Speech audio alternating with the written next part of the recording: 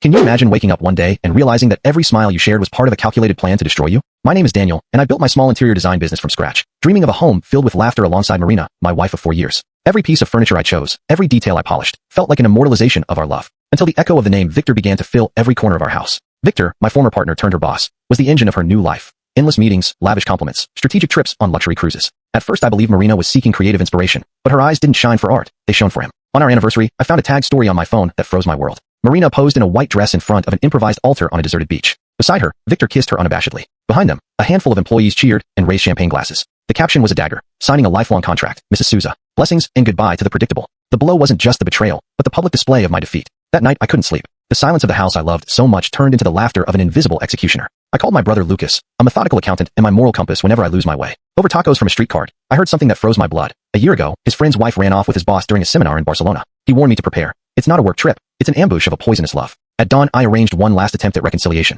A dinner at the restaurant where I asked her to be my life partner. I bought expensive wine, wildflowers, and waited dressed in hope. Marina arrived pale, wearing a tailored suit, her brow rigid. She said she had an urgent meeting and left me a WhatsApp message. Romantic dinner canceled. Good luck. Humiliation crept through my veins like acid. That same afternoon, I froze all joint accounts and blocked the cards. As the bank's email confirmed my orders, I noticed her profile picture change. Marina wore a gold ring engraved with the initials VS. I sipped coffee in my office when Carla, my attorney friend, called. Daniel, that beach wedding is legal. Victor already registered her as Mrs. Souza. We're facing a bigamy case. Incredulity was instant. Rage, icy. Bigamy. A serious crime. Suddenly, my honest playbook became an arsenal. That night, I went into her painting studio and grabbed the wooden keepsake box I'd given her on Valentine's Day. A simple gesture she'd thrown into oblivion. I carried it to the basement and set it aflame. Each spark consumed our initials. Each flame devoured my last fragments of naivety. When I returned, her mother was waiting at the door, screaming that I was an insensitive monster. My employees gasped as she burst onto the job site. Her drama swelled with insults, and my heart armored itself in silence. The next day, Carla and I mapped out the strategy. File for divorce citing adultery, abandonment, and bigamy. Press criminal charges against Victor. Natalia, Victor's ex-girlfriend and former employee, provided emails and hidden videos where he confessed his plan to seduce Marina and use her as a decorative piece in his corporate ascent.